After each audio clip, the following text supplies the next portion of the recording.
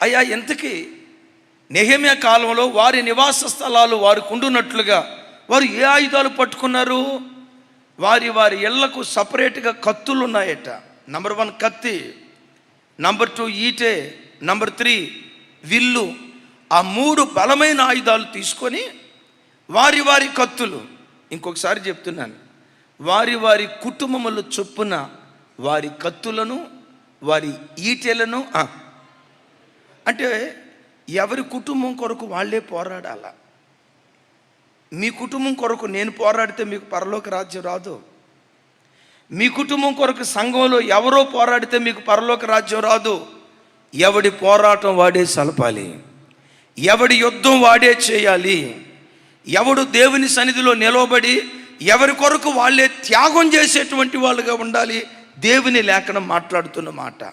Right. మొదటి ఆయుధం ఏంటట? వారి వారి కుటుంబముల చొప్పున వారి చేతిలో కత్తులు ఉన్నాయట. పరిశుద్ధ గ్రంథమైన బైబిల్లో కత్తి లేక ఖడ్గము దేవుని వాక్యానికి గుర్తుగా ఉంది. ఎఫెసీయులకు రాసిన పత్రిక చూడండి,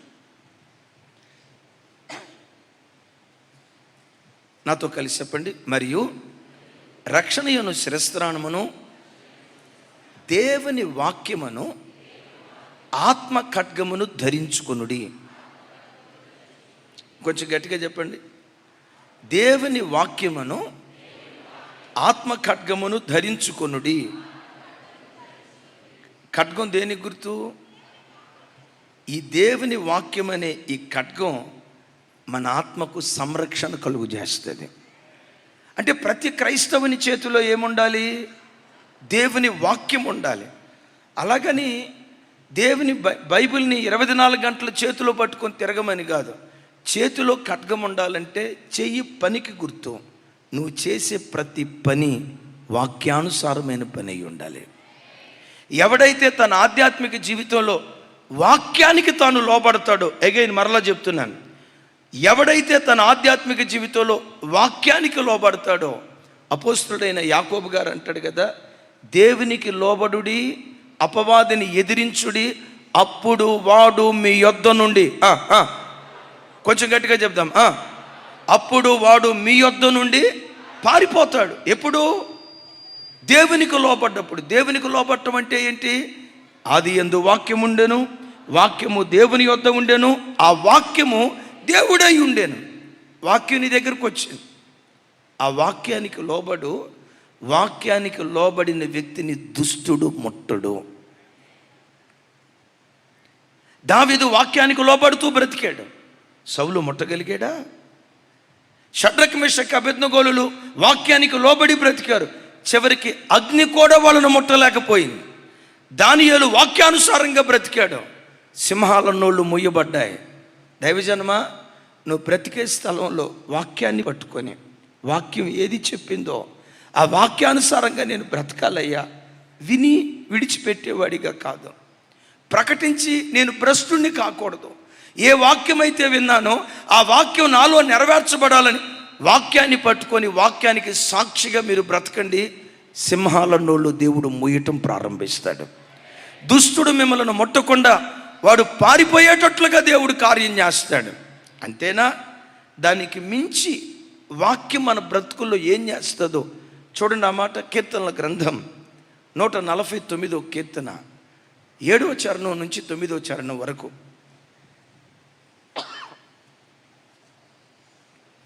నాతో కలిసి చెప్పండి. అన్ని జనులకు ప్రతిదండన చేయుటకును, ప్రజలను శిక్షించుటకును, గొలుసులతో వారి రాజులను, ఇనప సంఖ్యలతో వారి గనులను బంధించుటకును, విధింపబడిన తీర్పు వారి మీద నడుపుటకును, వారి చేతిలో 2 అంచులు కలిగిన ఖడ్గమున్నది.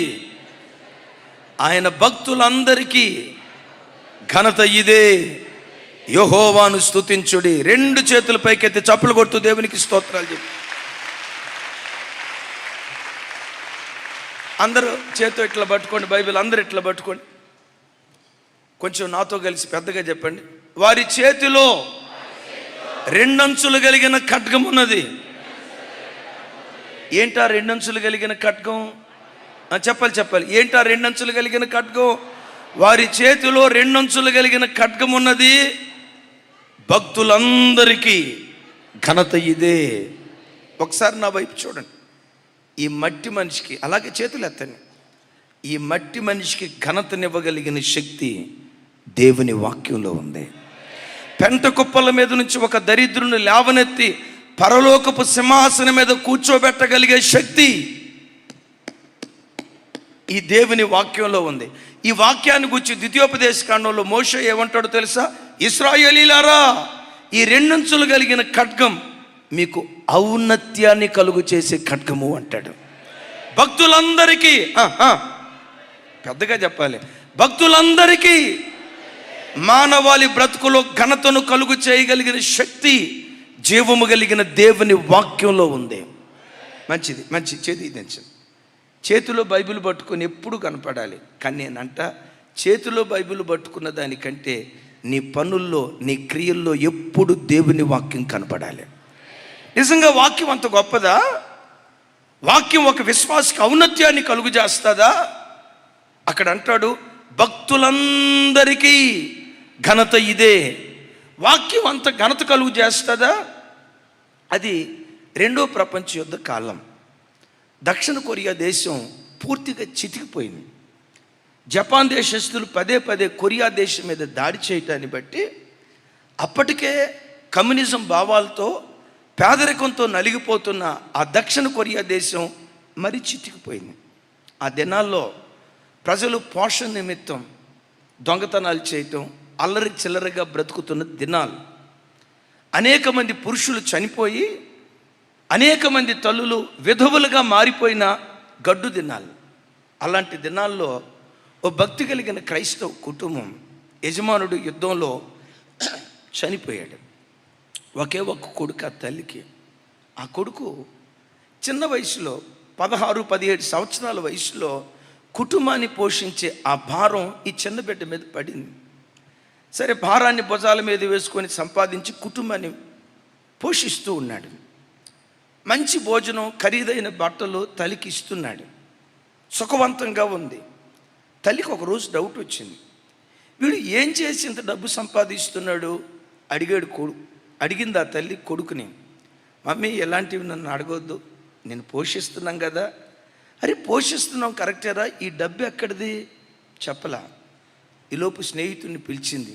రేయ్, నువ్వు అన్నయ్య బయటికి వెళ్తున్నారు కదా, డబ్బు సంపాదిస్తున్నారు కదా, ఎక్కడి నుంచి సంపాదిస్తున్నారా? అప్పుడు ఈ అబ్బాయి చెప్పాడు, ఉద్యోగం కాదు మమ్మీ, నేను అన్నయ్య దొంగతనాలకు వెళ్ళి దొంగతనం చేసిన డబ్బుతో మన కుటుంబాన్ని పోషిస్తున్నాం అని అంటే, తల్లి కొడుకును పిలిచి కాళ్ళ మీద పడి, నాన్న, నువ్వు కష్టపడి నీతియుక్తంగా సంపాదించిన డబ్బుతో కారపు మెతుకులు పెట్టిన అదే నాకు పంచభక్ష పరవాన్నాలు లాంటిది. పొడుపు సొమ్ముతో, కుక్క సొమ్ముతో, దొంగతనపు సొమ్ముతో నువ్వు పంచభక్ష పరవాణాలు పెట్టినా అది మనకు ఆశీర్వాదం కాదురా.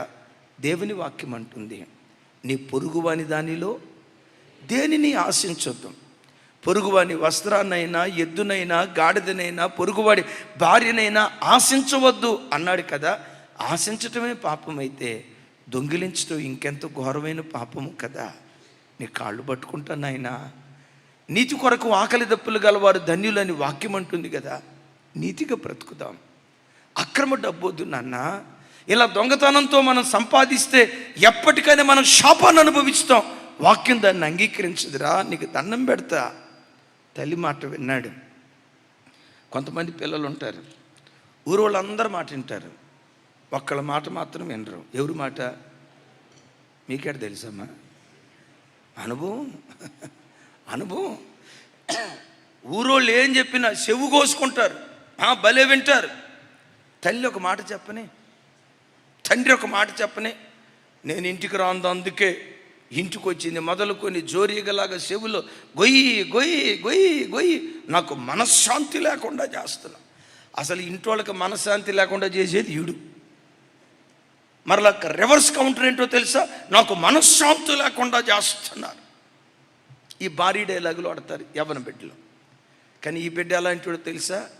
తల్లి ఒక్క మాట చెప్తే మారు మాట మాట్లాడకుండా విధేయుడయ్యాడు. దేవుని వాక్యాన్ని చూపించినప్పుడు వెంటనే విధేయుడయ్యాడు. అడిగాడు, మమ్మీ మరి మనం బ్రతకాలంటే ఎట్లా మమ్మీ? నాన్న ఏం కాదు, ఏదో ఒక చిన్న పని చేయి, మనం ఆరాధించే దేవుడు మన చేతిలో ఉన్న దానితోనే అద్భుతం చేస్తాడు. ఆ బాబు ఏం చేశాడో తెలుసా? పాత సైకిల్ ఒకటి తీసుకొని ఇటువైపు ఒక సంచి అటువైపు ఒక సంచి గోనె సంచి తగిలించుకొని వీధి వీధి తిరుగుతా పాత సామాను కొంటాం, పాత సామాను కొంటాం, పాత సామాను కొంటాం, మన పల్లెటూరులో ఉంటారు కదా, పాత సామాన్లు కొనే వ్యాపారం స్టార్ట్ చేసి, వ్యాపారం కదా, దాన్ని వ్యాపారం అంటారా? ఒక చిన్న పని స్టార్ట్ చేశాడు. 2 సంవత్సరాలు వీధి వీధి తిరిగి గల్లీ గల్లీ తిరిగి పాత సామాన్లు కొంటా ఉన్నాడు. కొంచెం ఆ పని ఆశీర్వదించబడింది. ఇప్పుడు గల్లీ గల్లీ తిరగకుండా ఒక రూమ్ అద్దెకి తీసుకొని అక్కడ తాను సామాను పెట్టి ఒక 4 పని వాళ్ళను చేర్చుకొని ఆ 4కి సైకిల్ ఇచ్చి పాత సామాన్లు పని స్టార్ట్ చేశాడు. 2-3 సంవత్సరాలు గడిచింది. అది ఆశీర్వదించబడింది. ఈ 5 సంవత్సరాల వ్యాపారంలో వచ్చిన డబ్బుతో చిన్న ఐరన్ ఫ్యాక్టరీ ఒకటి స్టార్ట్ చేశాడు. చిన్న కంపెనీ ఒకటి స్టార్ట్ చేశాడు. అంచెలంచెలుగా దేవుడు ఆశీర్వదిస్తున్నాడు. తనకొచ్చే ప్రతి దానిలో నమ్మకంగా 10వ భాగానికి మించి దేవునికి ఇస్తున్నాడు. తను వెళ్తున్న సంఘంలో తాను తన తల్లి నమ్మకమైన బిడ్డలుగా బ్రతుకుతున్నారు. ఒక 5 సంవత్సరాలు గడిచిన తర్వాత ఆ కంపెనీ ఆశీర్వదించబడింది. ఇంకొంచెం పెద్ద కంపెనీ పెట్టాడట. అద్భుతం. అది ఆశీర్వదించబడింది. దేవుని కృప. ఆయన కంపెనీ స్టార్ట్ చేసిన వ్యాపారం అంతకంతకు ఆశీర్వదించబడి విస్తారమైన డబ్బు వచ్చిన తర్వాత ఇదే వ్యక్తి దక్షిణ కొరియా దేశంలో కార్లు తయారు చేసే ఫ్యాక్టరీని స్థాపించాడట. కార్లు తయారు చేసే ఫ్యాక్టరీ. దేవు మోటార్స్ పేరు వినుంటారు. అతని పేరు కిమ్. కిమ్ అంటే ఉత్తర కొరియా కిమ్ అనుకునేరు కాక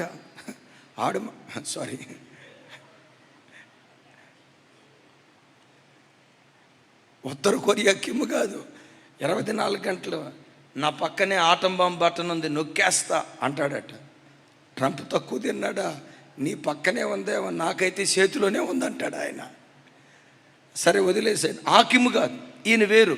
దేవు మోటార్స్ దక్షిణ కొరియా దేశంలో కార్లు తయారు చేసే ఫ్యాక్టరీని స్థాపించాడు.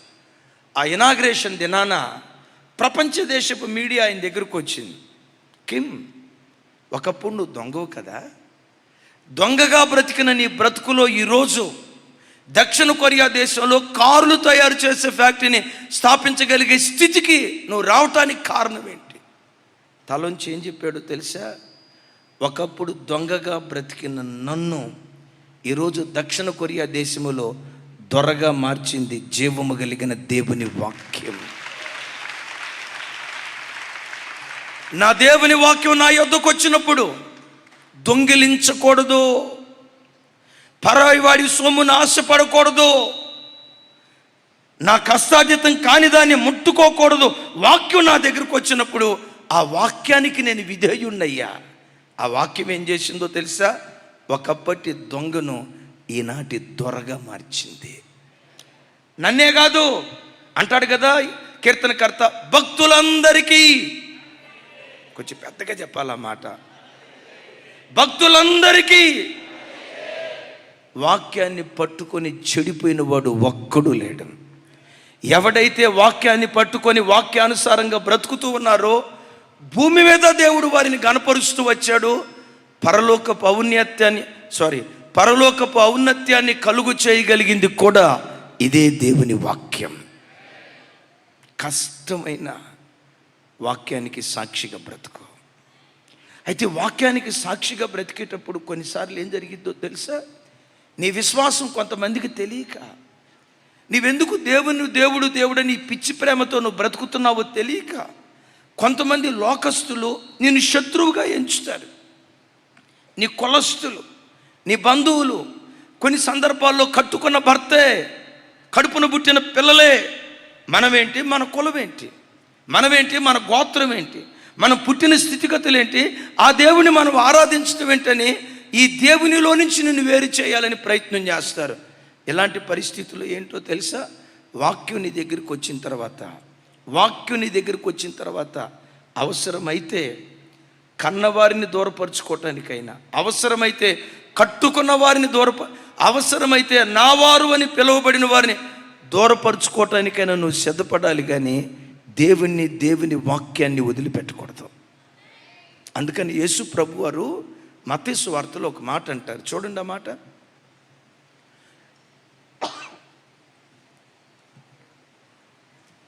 నాతో కలిసి చెప్పండి. నేను భూమి మీదకి సమాధానమును పంపవచ్చితనని తలంచుకుడి. మన దేవుడు సమాధానకర్త కాదా? అయ్యో పెద్దగా చెప్పాలి, కానీ ఇక్కడ ఏమంటారు? నేను సమాధానాన్ని పంచడానికి వచ్చానని తలంచకడి. ఎంత విచిత్రమైన మాటలో చూడండి. ఖడ్గమునే గాని సమాధానమును పంపుటకు నేను రాలేదు. 35 నెక్స్ట్ తమ్ముడు చదవండి ఒకసారి. ఒక మనుషునికి వాని తండ్రికిని కుమార్తెకును, చూడండి ఎంత విచిత్రమైన మాట. 35 నాతో కలిసి చెప్పండి. ఒక మనుషునికిని వాని తండ్రికిని కుమార్తెకును, ఆమె తల్లికిని కోడలికిని ఆమె అత్తకును. యేసు ప్రభు అంట అత్త కోడల మధ్య గొడవ పెట్టడానికి వచ్చారట. విన్నారా? తండ్రి కొడుకుల మధ్యలో విరోధం పెట్టడానికి వచ్చారట. అరే నేను సమాధానకర్తను అన్నారే, కానీ ఇక్కడ మాట్లాడుతున్న మాట ఏంటి? నేను ఖడ్గమని ఇవ్వటానికే వచ్చా కానీ సమాధానాన్ని పంచడానికి రాలేదు. Next verse. ఒక మనుషునికి ఇంటి వారే అతనికి శత్రువులగుదురు. చాలామంది అనుకుంటారు, ఇదేంటన్నా దేవుడు అసమాధానం పంచడానికి వచ్చాడా? అన్నదమ్ముల మధ్యలో, అక్కా చెల్లెల మధ్యలో, తల్లి కూతురు మధ్యలో, తండ్రి కొడుకు మధ్యలో, అత్త కోడల మధ్యలో వివాదం పెట్టడానికి వచ్చాడా? వివాదం పెట్టడానికి రాలేదు, కానీ వాక్యానికి సాక్షిగా బ్రతికేటప్పుడు కొందరు నీకు విరోధులు అవుతారు, శత్రువులు అవుతారు, నీకు దూరం అవుతారు. వాళ్ళని దూరం చేసుకోవటానికి ఇష్టపడాలి, కానీ నీ దేవునికి నీవెప్పటికీ దూరం కాకూడదు. మీరున్నారు. మన పిల్లలు మన జీవితంలో మనకు శత్రువులు అవటానికి కారణం ఏంటో తెలుసా? మీరంటారు, నాన్న పొద్దున్న లేచి ప్రార్థన చేసుకో, ఎందుకు రా ఫోన్తో ఆడుకుంటావు? ఏంటి ఎవరో అమ్మాయితో నువ్వు చాటింగ్ చేస్తున్నట్లుగా నాకు తెలిసిందే, ఫేస్బుక్లో ఆ అమ్మాయితో ఎందుకు నీకు ఫ్రెండ్షిప్ అని నువ్వు అన్నావు. మన దేవుడు పరిశుద్ధ దేవుడురా, మనం అల్లరి చిల్లరగా బ్రతకూడదు. ఇంకా కొంతమంది తల్లులు చెప్తారు, రే నేను సంతానలేమితో అల్లాడిపోయేటప్పుడు దేవుని దగ్గర ఏడ్చారా, గొడ్రాలనే నింద నాకు వద్దయ్యా, నాకు ఒక పెట్టనివయ్యా అని ఏడ్చారా. దేవుని సన్నిధిలో కన్నీటి ప్రార్థన ద్వారా నిన్ను పొందుకున్నారా? నువ్వు వరప్రసాదం రా, దేవుని వరం ద్వారా నిన్ను పొందుకున్నాను రా. దేవుని అనుగ్రహం ద్వారా పొందుకున్న నిన్ను దేవుని కొరకు పెంచకుండా సైతానుగాడి కోసం నేను పెంచితే శాపగ్రస్తురాలను అవుతారా? నేను డాక్టర్ని చేసిన దానికంటే, ఇంజనీర్ని చేసిన దానికంటే భక్తిపరురాలుగా నేను చేయకపోతే దేవుని ఎదుట నేను అపరాధిని అవుతాను రా. వద్దురా, ఆ సినిమాలు వద్దురా, ఆ చెడు స్నేహాలు వద్దురా అని నువ్వు ఏడుస్తూ చెప్పు, నీ కొడుకు నీకు శత్రువు అవుతాడు. ఆడి సినిమాకి వెళ్ళేటప్పుడు, నాన్న ఫస్ట్ షోనా సెకండ్ షో కూడా చూసిరా నాయన అని డబ్బులు ఆడు అంటాడు, మా మమ్మీ బంగారు ఏంటి, ఆడేం చేసినా చూసి చూడనట్టు పోని నీ జోలు రాడు. ఆ అమ్మాయి ఎలాంటి డ్రెస్ వేసుకున్నా, ఎలాంటి అశ్లీలమైన వస్త్రధారణతో బ్రతికినా, కాలేజీకి వెళ్ళినప్పుడు ఎవరితో మాట్లాడినా నువ్వు చూసి చూడనట్లుగా ఉండు. అప్పుడు ఏమంటారు తెలుసా? You know my mummy. చెప్పండి, మా మమ్మీ నేను క్లోజ్ ఏదో అనండి. అది వాళ్ళు ఆడినట్లు ఆడు, వాళ్ళు పాడినట్లు పాడు, కీలు బొమ్మలాగా వాళ్ళు తందనాలు ఆడించినట్లుగా నువ్వు తందనాలాడు. మా మమ్మీ చాలా మంచిది, మా డాడీ చాలా మంచోడు. కానీ నువ్వు వాళ్ళు ఆడినట్లుగా ఎట్లా ఆడగలుగుతావు? వాక్యం నీకుందిగా, దేవుడు అనే పిచ్చి ప్రేమ నీకుందిగా, పెంట కుప్పల మీద నుంచి దేవుడు నిన్ను లేవనెత్తిన జ్ఞాపకాలు నీకున్నాయి కదా. దిక్కు మొక్కు లేని స్థితిలో, దేన స్థితిలో నుంచి లేవనెత్తి దేవుడు శిఖరం మీద కూర్చోబెట్టిన అనుభవాలు నీకున్నాయి కదా. ఇవన్నీ మనసులో ఉంచుకొని, రే ఈనాటి ఈ క్షేమం దేవుడు పెట్టిన భిక్షరా, దేవుడు పెట్టిన భిక్షరా. దేవుడురా ఈ స్థితి ఇచ్చింది, ఆ దేవునికి దూరంగా బ్రతకొద్దురా అని నువ్వు ఏడుస్తూ చెప్తే ఇది పిచ్చిది, దీనికి లోకం తెలీదు, ఇది ఎడ్డిదిగా బ్రతుకుతూ నన్ను కూడా ఇలా బ్రతకమంటుందని కడుపును పుట్టిన బిడ్డలే నీకు శత్రువులు అవుతారు. కట్టుకున్న భర్తే నీకు శత్రువు అవుతాడు. నువ్వు వాక్యం విన్నావు, సింప్లిసిటీకి అలవాటు పడ్డావు, ఎక్కువ మేకప్కి కార్యక్రమాలకు అలవాటు పడలా. మా వాడు 24 గంటలు లోకంలో బ్రతుకుతాడు, నీ దగ్గరికి వచ్చి అంటాడు అప్పుడప్పుడు పెన్సిల్ కటింగ్ చేయించుకో. ఎందుకు? మన సొసైటీలో గ్రౌండ్గా బ్రతకాలి. ఏమండి, నా మనసు మీరు గెలుచుకున్నారు, మీరు నా హృదయంలో ఉన్నారు, నేను మీ హృదయంలో ఉన్నా. నేను ఎవరి కోసమో ఎందుకండి, మన ఇద్దరం హ్యాపీగా ఉన్నాం చాలు. లేదు, సొసైటీలో బ్రతుకుతున్నాం కదా, మనం కూడా కాస్త ఇదిగా కనపడాలి అని అన్నప్పుడు నువ్వు ఏకీభవించవు. అప్పుడు నీ భర్త నీకేమవుతాడు అని చెప్పాలి. అప్పుడు నీ భర్త ఏమవుతాడు? దైవజనమా, దేవుని వాక్యం కొరకు లోకాన్ని శత్రువుని చేసుకో, పర్వాలా, దేవుడు ఎప్పటికీ నీకు మిత్రుడుగా ఉండును గాక. పెద్దగా చెప్తాం ఆమేన్. మరోసారి ఆమేన్. ఈ వాక్యానికి సాక్షిగా బ్రతికేటప్పుడు యేసు ప్రభు వారి గూర్చి సిమియోను మాట్లాడుతూ ఇలా ప్రవచిస్తూ అంటాడు, ఇదిగో తల్లి మరియా, ఓ ఖడ్గం నీ హృదయంలో నుండి దూసుకొని వెళ్ళిపోద్ది. అంటే వాక్యానికి సాక్షిగా బ్రతికేటప్పుడు కొన్ని చేదైన అనుభవాలు, చేదైన స్థితులు గుండా మనం వెళ్తాం. లోకం వెర్రోడు చూసినట్టు చూస్తుంది, లోకం పిచ్చోడు చూసినట్టు చూస్తుంది. వీళ్ళకేంట్రా భక్తి పిచ్చి పట్టిందని వెకిలిగా మాట్లాడతారు. లోకం ఏమనుకున్నా నా దేవుని వాక్యానికి సాక్షిగా బ్రతకాలని వాక్యానికి సాక్షిగా బ్రతుకు. ఈ ఖడ్గం ఔన్నత్యాన్ని కలుగు చేసే ఖడ్గం. భక్తులందరికీ, పెద్దగా చెప్పాలా, భక్తులందరికీ ఎంత ఘనత కలుగు చేస్తుంది ఈ వాక్యం. మట్టి ఘట్టాన్ని, నా వైపు చూడాలి, మట్టి ఘట్టాన్ని భూమి మీద నుండి లేవనెత్తి మహిమాలోకానికి చేర్చగలిగినంత శక్తి, ఆ ఘనత నా దేవుని వాక్యంలో దాకుంది. నేను ఈ వారం స్థలాల పేరు నేను చెప్పలేను, కొన్ని పరిస్థితులను బట్టి వారి ఉద్యోగాలకు, వ్యాపారాలకు కొన్ని ఇబ్బందులు వస్తాయి. అందుకని మన ఆంధ్ర బార్డర్ వెళ్ళాను, చివరి ప్రాంతం. దేవుని కృప, ఆ ప్రాంతాల్లో వైశ్య కమ్యూనిటీకి చెందిన కుటుంబాలు దరిదాపుగా 350 కుటుంబాలు, వారి పిల్లల పిల్లలు వైశ్య కమ్యూనిటీ నుంచి రక్షించబడి యేసుక్రీస్తే నిజదేవుడిని తెలుసుకొని ప్రభువుని ఆరాధిస్తూ ఉన్నారు. ఒక్కరు కాదు, ఇద్దరు కాదు,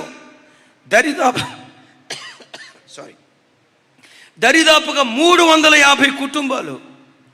నేను దైవజనరాలు వాళ్ళ సాక్ష్యం విన్నప్పుడు భక్తిగా బ్రతకటానికి అన్ని అనుకూలతలు ఉన్నా కొంతమంది క్రైస్తవులు భక్తిగా బ్రతకలేకపోతున్నారు.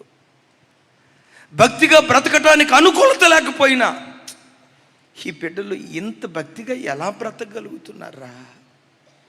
అసలు వీళ్ళ హృదయాలలో దేవుడు ఎలాంటి విశ్వాస బీజం ఎలా నాటాడురా అర్థం కాని పరిస్థితి. ఇద్దరి గూర్చి పేరు చెప్పను.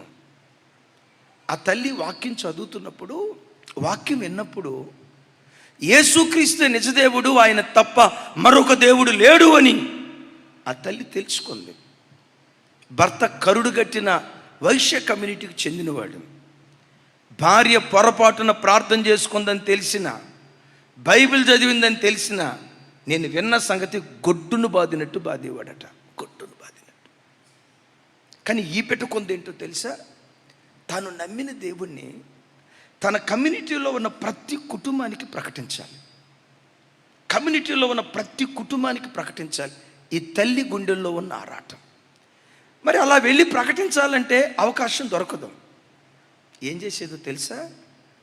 ఆ తల్లి ఒక్కొక్క పన్నును కావాలని లూజ్ చేసుకొని పంటి నొప్పి అయ్యాని భర్తకు చూపించి బరంపూర్ హాస్పిటల్కి వెళ్తున్నానని చెప్పి 2 రోజులు బంధువుల మధ్యలో స్వార్థ ప్రకటించి తిరిగి వచ్చేటప్పుడు ఒక పన్ను పీకించుకునేదట. స్వార్థ ప్రకటనకి తన నోట్లో ఉన్న 32 పళ్ళల్లో దరిదాపుగా 30% పళ్ళు తానే బలవంతంగా ఓడబెరుక్కుందట. ఎందుకమ్మా నువ్వు ఓడబెరుక్కున్నావు? సువార్త ప్రకటిస్తానంటే నా భర్త ఒప్పుకోడయ్యా. యేసుక్రీస్తుని గురించి చెప్దామంటే నా భర్త ఒప్పుకోడయ్యా. భర్తను మోసం చేసిన దానిగా నాకు అనిపించిన నా భర్త కంటే నాకు పరలోకపు భర్త శ్రేష్టమైన వాడు కదా. నా యేసును నేను ప్రకటించాలని చెప్పి పంటిని బలవంతంగా లూజ్ చేయించుకొని పన్ను పీకించుకోవడానికి వెళ్తున్నానని చెప్పి 32 పళ్ళల్లో 30% పళ్ళు. ఆ తల్లి పేరు గంగరాజమ్మ. 30% పళ్ళు ఓడబెరుక్కుందట. తన సువార్త ద్వారా వాక్యమైన ఆ వైశ్య కుటుంబంలో ఒక తల్లి యేసు ప్రభు అంటే పిచ్చి ప్రేమ స్టార్ట్ అయింది. హరే, ఇంతకాలం దైవము కాని వాటిని ఆరాధించేనే ఈ దేవుడు ఎంత గొప్ప దేవుడా, ఇంత పరిశుద్ధత కలిగిన దేవుడా, ఇంత సుచరిత్ర కలిగిన దేవుడా, ఇంతకాలం ఈ దేవుడు నాకు దొరకలేదే అని భక్తిలో బహు నిష్టగా బ్రతకటం ప్రారంభించింది. భర్త గమనించాడట. కావాలని వారి కార్యక్రమాలు, నిర్దేవులను ఆరాధించే కార్యక్రమాలు ఉంటాయి కదా, వాటి దగ్గర కూర్చోబెట్టి బలవంతంగా కార్యక్రమాలు చేయించేవాడట. అటు పేరు నేను చెప్పట్లా. బలవంతంగా కూర్చోబెట్టి చేయించేవాడట. సో ఈ బలవంతంగా వీళ్ళు చేసే ఈ కార్యక్రమంలో నేను పాలు పంపులు పొందకూడదంటే ఏం చేయాలి? ఒకరోజు ఏం చేసిందో తెలుసా? వేడిగా ఉన్న నూనెలో చేయబెట్టిందట. వేడిగా ఉన్న నూనెలో చేయబెడితే ఈ చెయ్యి అంతా కాలిపోయి కొన్ని వేళ్ళు సగం కొరికేసినట్టుగా అయిపోయి మొత్తం చెయ్యి అంతా. ఏమైంది చెయ్యి భర్త అడిగాడు. ఏమనండి, ఆ నూనె ఒలికిపోయి నా మీద పడిపోయిందండి, చేతి మీద పడిపోయిందండి అని చెప్తే మొత్తానికి ఈ చెయ్యి అంగవైకల్యం కలిగిన చెయ్యి అయిపోయిందట. విచిత్రం ఏంటో తెలుసా? వారు ఆరాధించే ఆ నిర్దేవుల కార్యక్రమంలో కూర్చోవాలంటే అవయవ లోపం లేని వాళ్ళే కూర్చోవాలట, అంగవైకల్యం లేని వాళ్ళే కూర్చోవాలట. ఎప్పుడైతే ఈ చెయ్యి కాలిపోయిందో కొన్ని అవయవాలు, కొన్ని వేళ్ళు కుష్టి వ్యాధి వచ్చిన చేతిగా అయిపోయినాయో ఆ రోజు నుండి ఈ కార్యక్రమానికి భర్త పిలవటం మానేశాడట. ఒకవేళ భర్త కూర్చోబెట్టాలని అనుకున్నా, వాళ్ళ యాజకులు ఉంటారు కదా, అవయవ లోపాలు కలిగిన వాళ్ళు ఈ కార్యక్రమం చేయకూడదు, వేలు వంకరపోయిన వాళ్ళు, వేళ్ళు ఇరిగిపోయిన వాళ్ళు, తెగిపోయిన వాళ్ళు చేయకూడదని చెప్పి. విచిత్రం తెలుసా? ఆ దైవం కాని వాటిని ఆరాధించే స్థలాల్లో తాను కూర్చోకుండా ఉండటానికి అవయవాలు పోగొట్టుకోవటానికి సిద్ధపడింది ఆ బిడ్డ. నేను దైవ సేవకురాలు వెళ్ళి వాళ్ళతో మాట్లాడుతూ ఉంటే వాళ్ళ సాక్ష్యమైనప్పుడు కొంతమంది నామకార్థ క్రైస్తవులు ప్రభువుని ఆరాధించడానికి అవకాశం ఉన్నా భక్తిహీనంగా బ్రతికే తరం, దేవునికి భయపడని తరం, దేవునికి లోబడని తరం, వెచ్చలివిడిగా బ్రతుకుతున్నటువంటి తరం. అన్ని కుటుంబంలో పుట్టిన బిడ్డల వాళ్ళ గుండెల్లో దేవుడు పుట్టించిన వైరాగ్యం చూడండి. ఆ ఇద్దరు తల్లులు దేవుని సువార్త చేస్తే ఒకప్పుడు ఆ ప్రాంతంలో వైశ్య కుటుంబంలో రక్షణ పొందిన కుటుంబాలు ఒక్కటి కూడా లేకపోతే ఈ బిడ్డల పరిచర్య ద్వారా ఈరోజు 350 కుటుంబాలు క్రైస్తవ కుటుంబాలుగా మార్చబడ్డాయి. దేవుని కొరకు బ్రతికేటప్పుడు నీ కులస్తులు నీకు శత్రువు అవుతారు. కులం కావాలా, క్రీస్తు కావాలా? బంధువులు నీకు దూరం అయిపోతారు. బంధువులు కావాలా, క్రీస్తు కావాలా? క్రైస్తవ జనమా, నా బంధువుల కంటే, నా చుట్టాల కంటే, నా కులం కంటే నాకు క్రీస్తే శ్రేష్ఠుడని వాక్యానికి సాక్షిగా నిలవబడే కృప దేవుడిచ్చును గాక. అలా వాక్యాన్ని పట్టుకో. భక్తులందరికీ, మరోసారి భక్తులందరికీ, ఇంకోసారి భక్తులందరికీ, ఇంకొకసారి చెప్పండి. ఔన్నత్యాన్ని కలుగు చేసే ఖడ్గం జీవము కలిగిన దేవుని వాక్యం. నీ భక్తి నీ కొడుకు పరలోకం ఇవ్వలేదు, నీ భక్తి నీ కూతురుకు పరలోకం ఇవ్వలేదు, ఆ కుటుంబం యొక్క భక్తి ఈ కుటుంబానికి పరలోకం ఇవ్వలేదు. ఎవరి ఖడ్గం వాళ్ళే పట్టుకొని దేవుని సన్నిధిలో పోరాడితే మన నివాస స్థానాలు మనకుంటాయి. చప్పలు కొడుతూ స్తోత్రాలు చెప్దాం.